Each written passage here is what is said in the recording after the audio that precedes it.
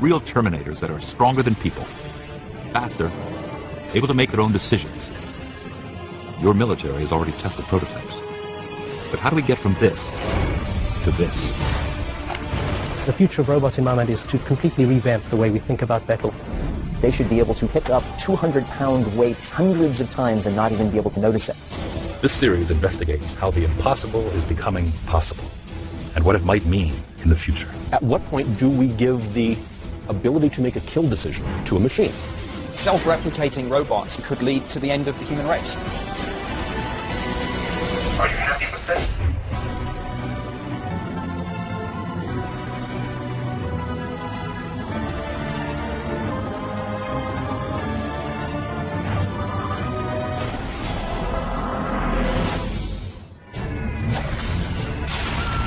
Iraq, 2007. With an unrelenting campaign of bombings and hit-and-run attacks, insurgents have plunged the country into chaos and foiled the world's most powerful military. At this dark hour in the war, the U.S. Army launches a top-secret mission to deploy a new type of soldier never before seen in battle. Killer droids, known as Swords Robots. When Swords was deployed in 2007, it was a revolutionary attempt to use unmanned ground systems with lethal force. I'm Bob Quinn, Vice President of Military Robotics, Kinetic North America. 60% of casualties to American forces during the first 5 years of operations in Iraq had to do with first contact with the enemy. The robots can help fix the enemy's location, allowing the soldiers to finish the enemy without being exposed themselves. The Swords Robot program is named after the Special Weapons Observation Remote Direct Action System. It was commissioned by the U.S. government and Pentagon's High-Tech Planning Division, known as DARPA, the Defense Advanced Research Projects Agency. DARPA's mission: keep U.S. military technology ahead of our enemies. They've been the force behind such previous military advances as the M16 assault rifle, the stealth fighter jet, and the internet. DARPA's role is to be visionary, to look at the way things are currently done, and to think outside of their box. Just what is required to perfect real Terminators? That's Impossible has assembled a to-do list. To be combat ready, they would have to mimic the human body. See, walk upstairs, even climb like a person, and be able to think, at least enough to distinguish enemy from friend, and make decisions. Another key, they would be expendable. Swords is DARPA's first step in that bold, somewhat frightening future. It cannot think or climb, yet, but it can see, in a way. Swords has video cameras for eyes, which transmit real-time images of its surroundings to a human operator. It's radio-controlled, using two joysticks, one for movement, the other for firing weapons. All an operator has to do is pick their target, lock the weapon system in, and shoot. In the classified Iraq operation, the 3 Swords robots were trucked in by an armored vehicle as part of the Army's 3rd Infantry Division. Each robot was armed with an M249 light machine gun. They were positioned in strategic locations outside Baghdad. Taking cover a few hundred yards away, the soldier assigned to operate each robot using a joystick waited for the command to open fire. Reportedly, that's when something went wrong. Recently, a story emerged suggesting that a Swords combat robot had swiveled its guns towards friendly troops, prompting it to be withdrawn from Iraq. I'm Nick Pope. I worked for 21 years at the British Ministry of Defence. And there is huge controversy about this. There are different stories being bandied around, all sorts of rumours and denials. There were comments that were taken from certain Pentagon spokesmen. Under testing circumstances, these robots actually started to turn their guns on some of the soldiers there. I'm John Rennie, Editor-in-Chief of Scientific American. Everybody involved is saying that that is not at all what did happen. Kinetic, the manufacturer of Swords, opened its headquarters and provided exclusive access to its latest BattleBot, called Mars. It's similar to Swords, and a window into how both work. Mars is more heavily armed than Swords, packing an M240 machine gun, 50 caliber M82 sniper rifle, and a 40mm grenade launcher. A Terminator on treads. Like Swords, it's sent into battle by wireless remote control. Lead designer Dan DeGuire has agreed to demonstrate it for the first time on television. It's basically a teleoperated system. We have proportional joysticks. Move the joystick, a proportional command, and it commands the robot and sends it on its way. Right now facing us is a backup camera, and you can see it in this corner screen, and any one of these can be pulled up to full view. We have a drive camera going forward. We have a weapon sighting camera, and then we have a pan-tilt camera for situational awareness. In all locations, we know the signal strength, how well is the communications, and we know where it is in lat and long, so we have GPS on that robot, and it's reporting back its position. On top of it, it has a rotating turret that will rotate 360 degrees, independent of the chassis. The turret rotates at up to 150 degrees per second. It has an elevation capability of -20 to +60 degrees. This is the very beginning of a revolution in how future systems and future wars may be fought. It's one thing to let machines be attacking people when we're controlling them. It's another one to put machines onto a battlefield and let them exercise their own judgment about who they should be shooting at. At first, there's sort of an optimistic hope that, maybe humans don't have to die in conflict. The issue can be resolved by something mechanical. And I think, as time wore on and that fantasy evolved, you saw this vision of first optimism that robots could be something better than people, and then turning to pessimism and almost fear that robots could be our destruction. Today, our robot fantasies are filled with haunting visions of a robot race turning on mankind. But it wasn't always that way. Man's obsession with robots dates back 500 years to the Renaissance and one of the greatest minds to ever live.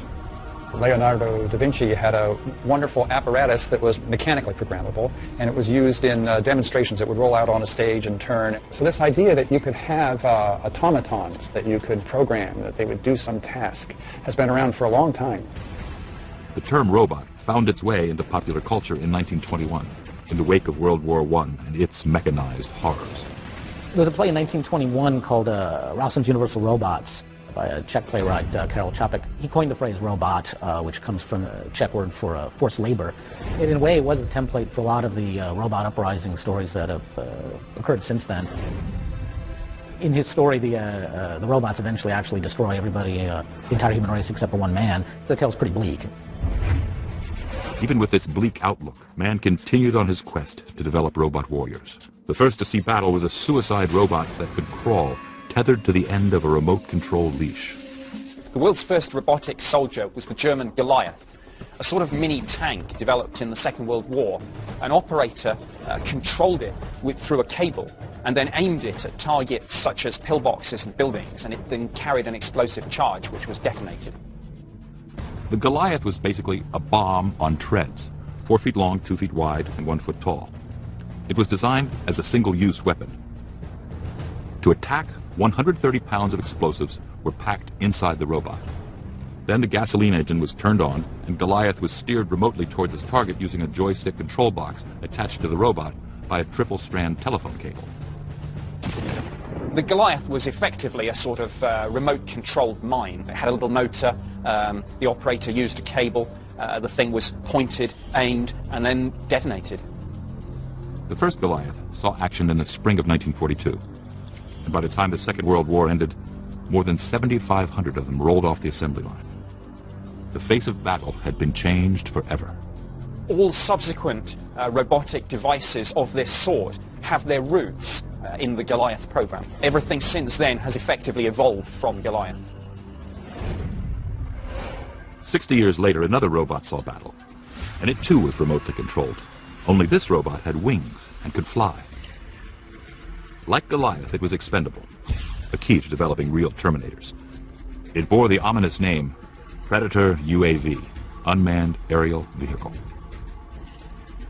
About the size of a school bus, the Predator is a very complex remote-controlled plane. It's linked by military satellite to a ground-based command center miles away from the battlefield.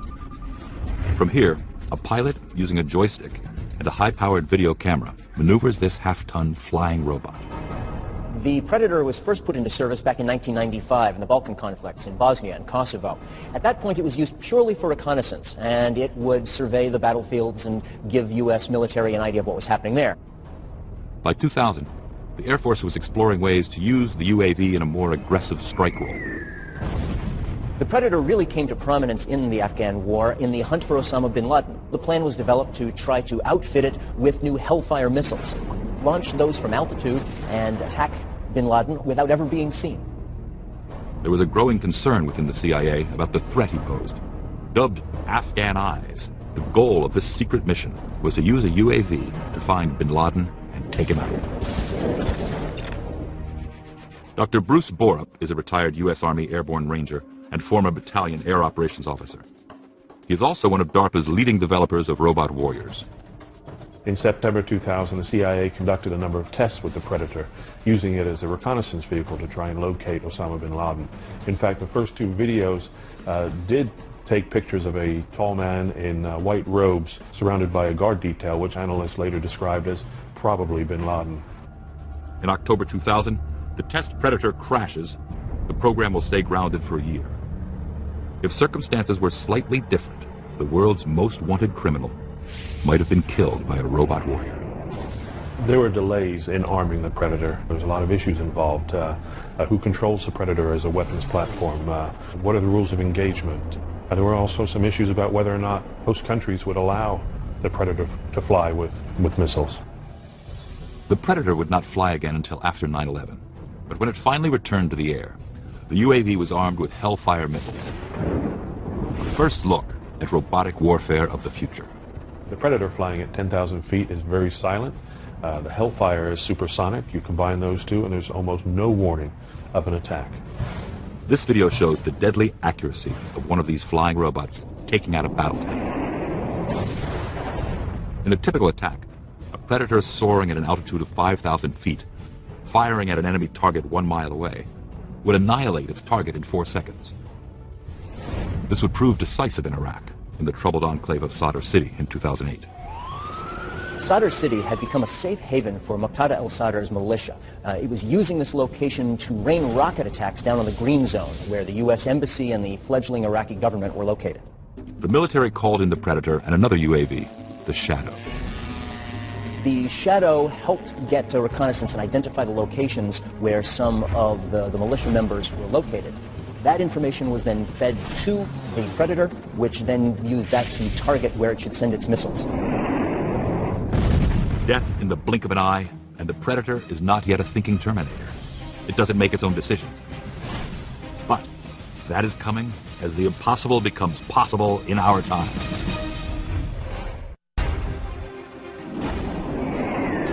The lethal precision of unmanned aerial vehicles to destroy enemy targets is proof that robots can fight our wars.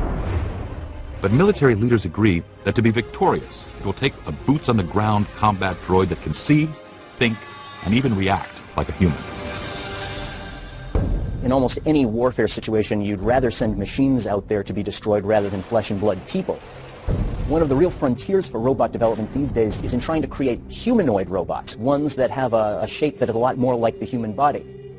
If you're sending a robot soldier into some sort of city, it needs to be able to walk through doorways. It needs to be able to climb stairs. It basically needs to have all the kinds of agility that you would associate with a human soldier, but of course, none of the actual flesh and blood vulnerabilities. It's one of the visions being pursued by the Pentagon's Dream Department, DARPA. And many of DARPA's dreams are coming true. DARPA absolutely has been looking into the feasibility of creating a humanoid robot actually for a long time now. One of the big challenges DARPA's scientists face is how to get the first generation of battle droids out of the air and onto the ground, walking on legs. DARPA enlisted the help of a company called Boston Dynamics in building a robot called Big Dog. The motivation behind Big Dog is to get some of the mobility and agility that we see in animals. I'm Mark Rabert, head of the Big Dog Project. Animals with legs can go almost anywhere on Earth, but wheeled vehicles and tracked vehicles are pretty limited. Even newborn mountain goats and newborn almost any kind of quadruped can walk immediately, can climb, can follow their parents as they go up and down very steep inclines on rough terrain. Okay, following in 3, 2, go. The stable and sure-footed anatomy of four-legged creatures has inspired the amazing design of Big Dog. Big Dog's traveled on a 35-degree slope. It's traveled up a muddy hill and through the mud. It's traveled in snow, both up and down. We've had it carrying over 300 pounds. DARPA envisions the robotic soldier carrying 400 pounds over all types of terrain, 4 times the capacity of a human soldier. The ability to tote heavier payloads into remote areas will fundamentally change the way ground troops fight guerrilla insurgencies. Suddenly we have the ability to take into battle things we would not have taken before because they were just too heavy. Suddenly we can take large ladders, heavy artillery, heavy weapons that we wouldn't otherwise have taken. Big Dog's powerful muscles are hydraulic actuators which contain sensors to measure joint angles and how hard the actuators are pushing. For balance, the robot has a gyroscope that mimics the sensory receptions in our inner ear. A computer monitors all of the sensors to figure out how to give the robot its footing on rough terrain. When the robot's climbing in the mud, it has abilities to sense that it is slipping on the terrain, and then it adjusts how much load it puts on each leg in order to keep its traction and its balance and its forward motion. Big Dog is really sort of cool or slightly creepy sort of robot. I think a lot of people have seen it move and are astonished by it. Perhaps most astonishing are the frenzied autonomous movements the robot makes when it loses its footing. It has some really fascinating capacity to recover from slipping or being struck. And the way it scrambles its legs around, the way it recovers from being knocked almost completely over, is spookily biological. The behavior of Big Dog over the last few years has come a long way, but there's no sign that we're really at the limit. As Big Dog's ground capabilities continued to expand, DARPA started another project in 2004 to explore the next skill for a real Terminator, the ability to climb. One of the scientists they've tapped to bring this vision to life is Mark Kwiatkowski.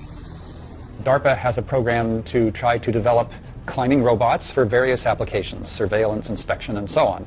I'm Professor Mark Kwiatkowski at Stanford University, and my goal is to build robots that can go anywhere. One of the advantages of climbing robots is surveillance, spying, or monitoring areas, because they can climb a building or a tree or another structure. The ability that we required was the ability for a robot to walk up a vertical surface and achieve a position high up in a tree or up a telephone pole, up a wall. To achieve this daunting goal, Kwiatkowski worked closely with biologists to unlock the mysteries of nature's best climbers. We've been collaborating with Professor Robert Full at UC Berkeley for a number of years. Dr. Full shot slow-mo videos and microscopic photos of insects to find out how they used tiny spines on their feet to climb vertical walls. Applying Full's discoveries, Kwiatkowski set out to develop the feet for a climbing robot named Rise. Here you can see how the spines are grabbing little bumps and pits on the surface, and we have lots of these tiny spines, so they share the load. The real hard problem came down to how do you achieve the attachment forces between the foot and the vertical surface that's great enough to support the weight of the vehicle itself. If you want a robot that climbs vertical surfaces, smooth, rough, dirty, clean, then the gecko really is the premier example of a climbing animal. The gecko can cling to glass by a single toe and walk upside down on the ceiling. It sticks to the surface through a phenomenon called van der Waals forces. Van der Waals forces are a basic molecular attraction that always exists between any two molecules if they get close enough. And it has to do with a kind of momentary arrangement of the electrons. And you can take advantage of it if you can get really intimate contact between two different surfaces. Millions of tiny hairs on the gecko's toes create the intimate contact with a climbing surface that generates van der Waals forces.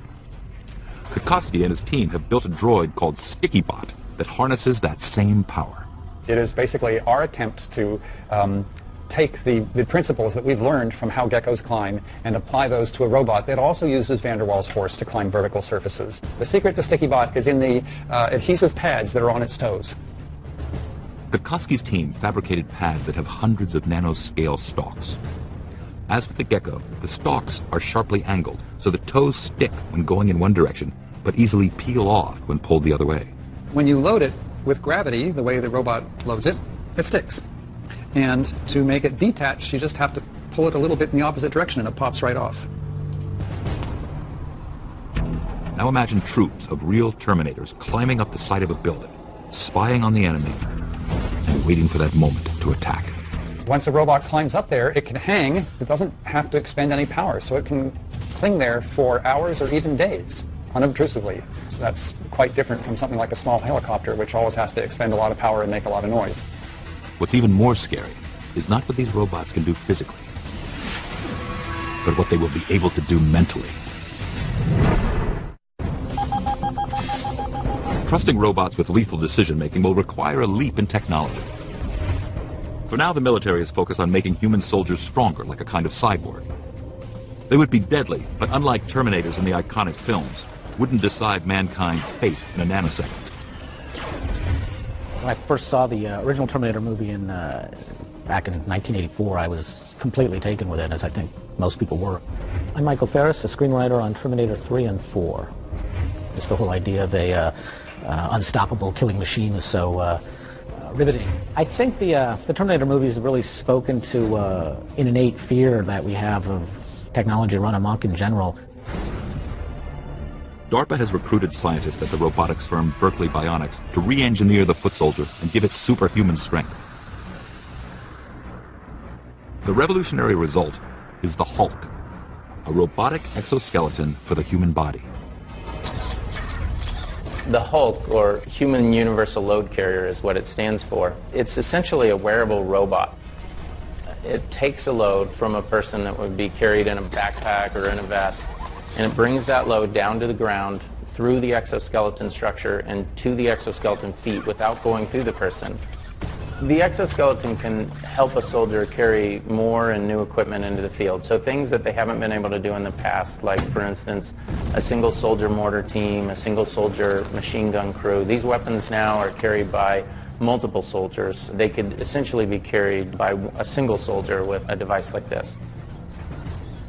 Since the wearer barely feels the load, he doesn't burn a lot of energy, so he can hike great distances with minimal effort. Here he's carrying 100 pounds and barely breaking a sweat. Sometimes it's considered a force multiplier in a sense, because exoskeletons can make each soldier be able to carry more and carry it further, so you could actually fight the same conflict with less soldiers potentially if you had the devices. An onboard microcomputer enables the exoskeleton to mirror the wearer's movements. Just how the Hulk senses a person's intended movements is secret, but lead mechanical designer Russ Angold can reveal where the Hulk gets its muscle. The Hulk has a computer system on board. This is the GUI right here. I can feed it some information about how much I weigh, the payload I'm carrying, and through that I put those inputs in. The machine has sensors in the feet that sense what I'm doing, and then there's sensors throughout the machine. So when I do moves, it reacts to those moves. So I don't have to do any other inputs once I've put in those initial settings. So it's a totally reactive control scheme. So whatever I do, it reacts instantly to that move. I just do what I want to do and the exo reacts. Preliminary tests show we can reduce oxygen consumption up to 15%. The more we can reduce oxygen consumption while wearing the device, the less tired the user's going to get, the farther they'll be able to go, and the fresher they'll be when they get to where they're going. The plan is that they should be able to, for example, pick up 200-pound weights hundreds of times and not even be able to notice it. They would be able to march all day and yet exercise very little of their own muscle power to do it. Another project funded by DARPA builds on that technology and takes it to the next level. A robot with a skeletal structure of a human, only with bones made of titanium and steel. This robotic exoskeleton works by monitoring the movements of the person who's wearing it. Force sensors read the onset of movement, and these readings are fed into a computer several thousand times a second. Before the pilot exerts any significant force, the computer calculates what each hydraulic muscle needs to do.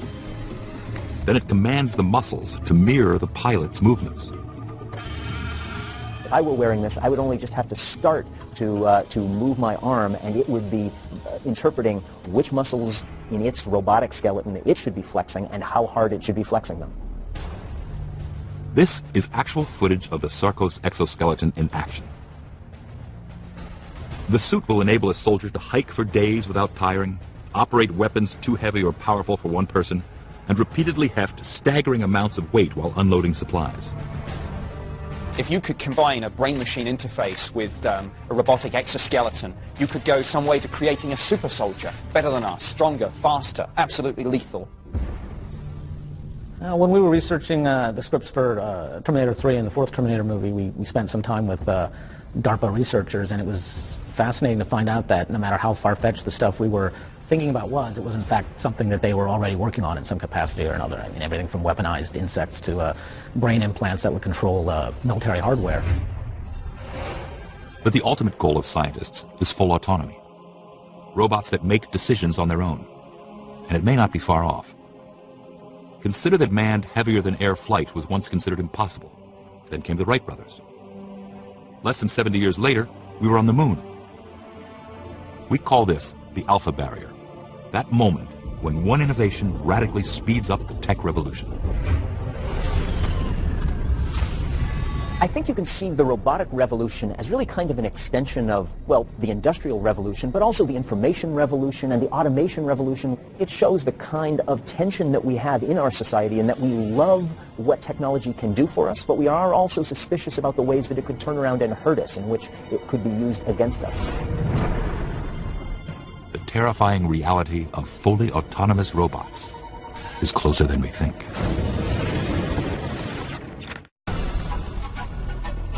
Until scientists can create free-thinking robots, robots with brains, these mechanized warriors will remain under our control.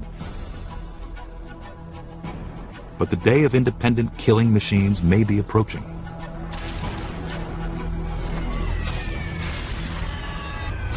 From Barbara's point of view, the development of artificial intelligence is a key enabling factor in robotics. In warfare, humans rely on brain power to survive. The line between life and death depends on how fast we identify the enemy, how quickly we size up the situation, how rapidly we react.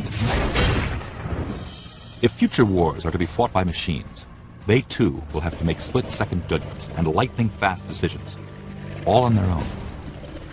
It's impractical to have remote-controlled armies. You would be at a disadvantage given the fast-moving pace of battle. In modern combat, the situation changes every second, and an autonomous robot would be able to respond instantly to those changes.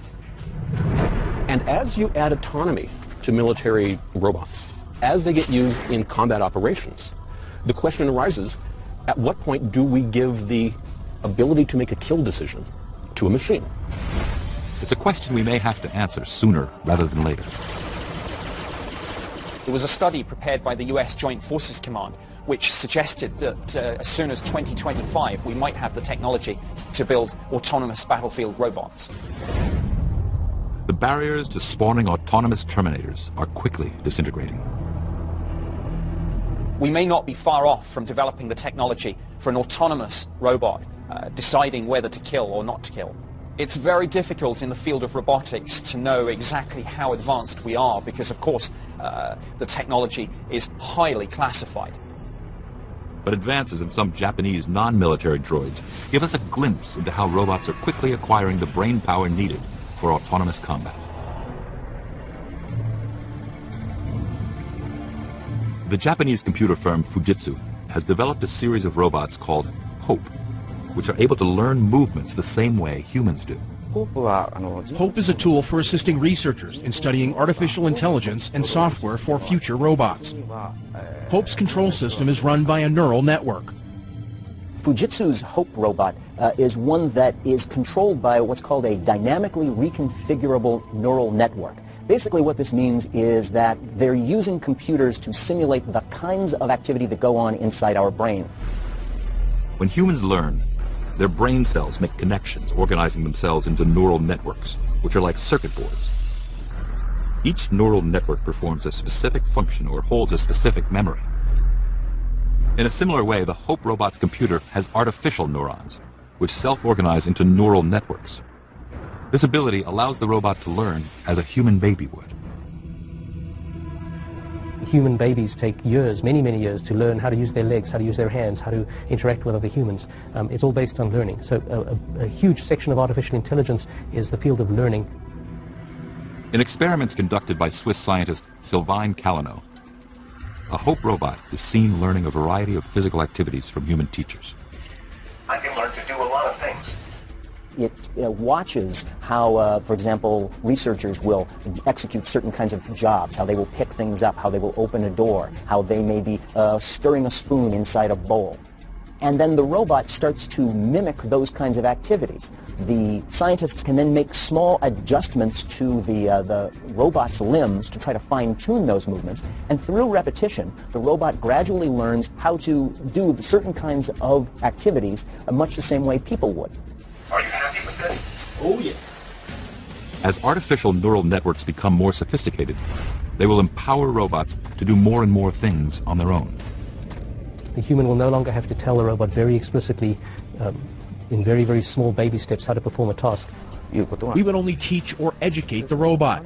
Humans won't need to program it anymore. But in war, it's not just what you have learned, but your intuition. If, for example, the robot is in a situation where the tension is escalating, would it be able to pick up on the subtle clues like a human soldier would?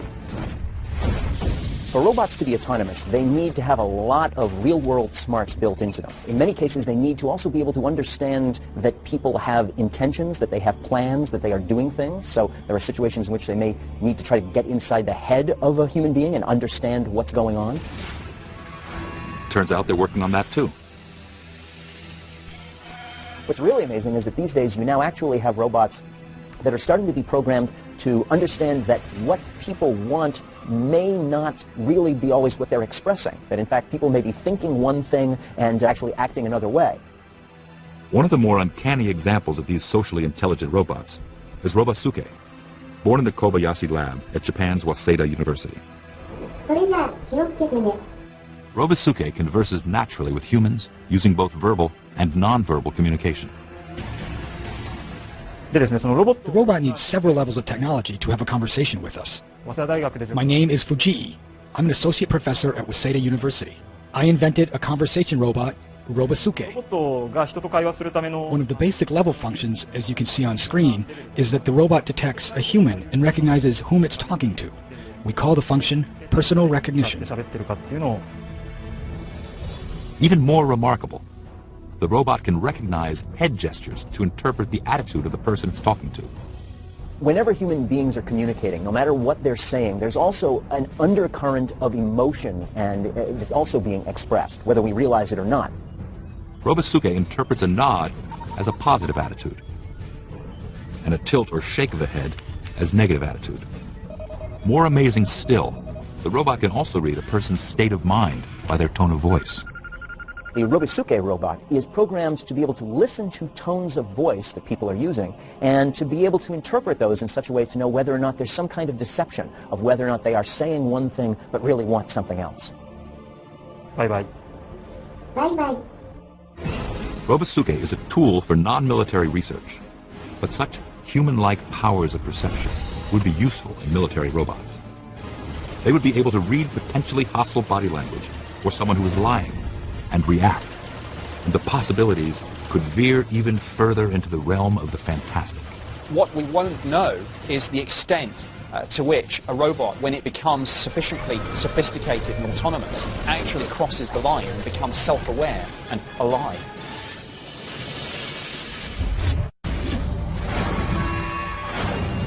Mankind is rapidly developing robots that can make the decision to apply lethal force. And when that moment comes, when robots can decide who and when to kill, it will bring about a power shift in which autonomous Terminators will be fighting our wars.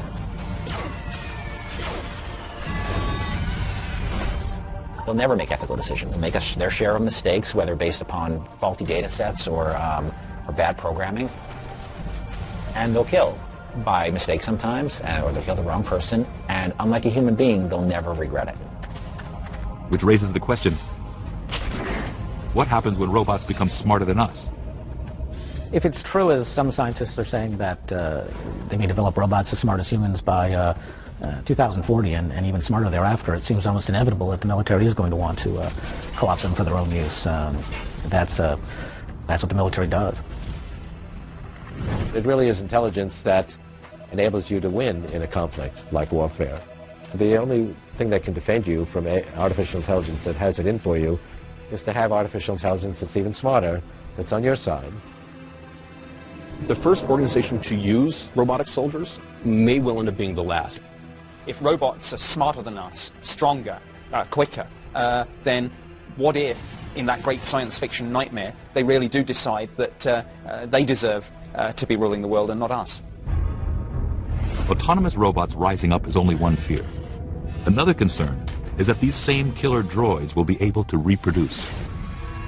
As impossible as it seems, it's already happening. At the Fanuc robot factory in Japan, the robots are now actually building other robots.